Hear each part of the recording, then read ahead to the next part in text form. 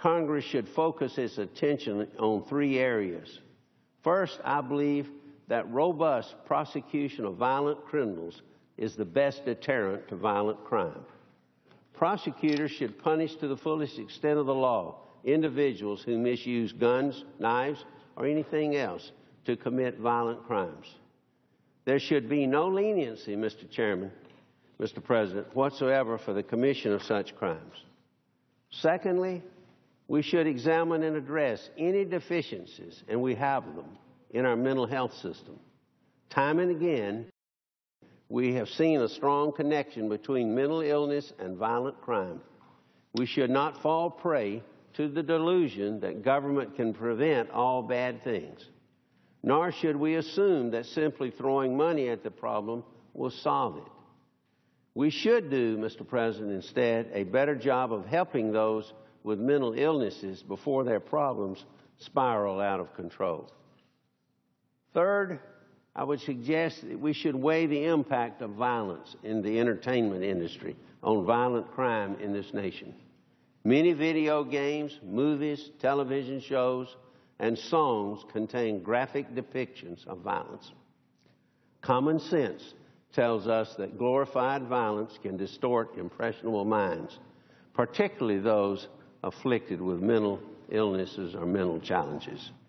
Still, many in Hollywood defend the First Amendment to the Constitution with the same wild-eyed zeal that they trashed the Second Amendment to the Constitution.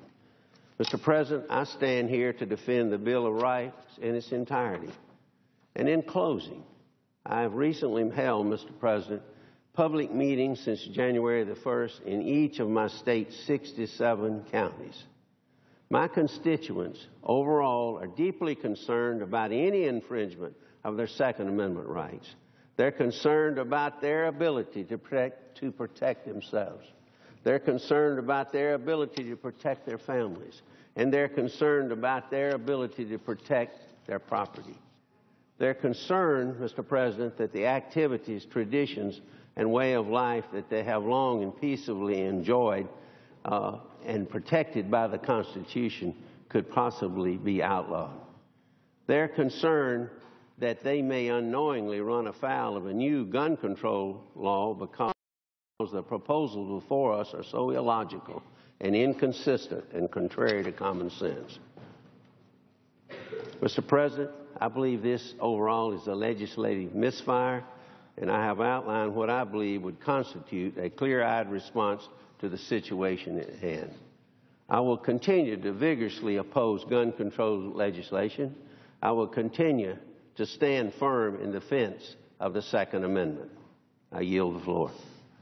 Mr. President. Senator from West Virginia. Would the good senator from Alabama yield? I'll be glad to yield for a question or whatever. My time's up. Senator, I respect your position. I truly do, and you've been a dear friend.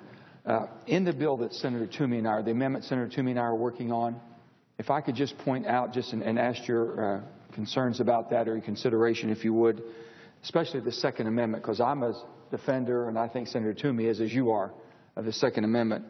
In our amendment, we basically strengthened and enforced and promoted it. Here's what we have, sir. Allow dealers to sell guns at gun shows in different states, which they can't do now. We allow active duty soldiers to buy guns in their home state, which they can't do now. We fix a legal discrepancy that will allow people in transit across the state to carry an unloaded locked weapon. And we explicitly state that the bill does not expand the authority of the ATF. And plus, we make it a penalty by a felony and 15 years imprisonment of registration. Absolutely, sir.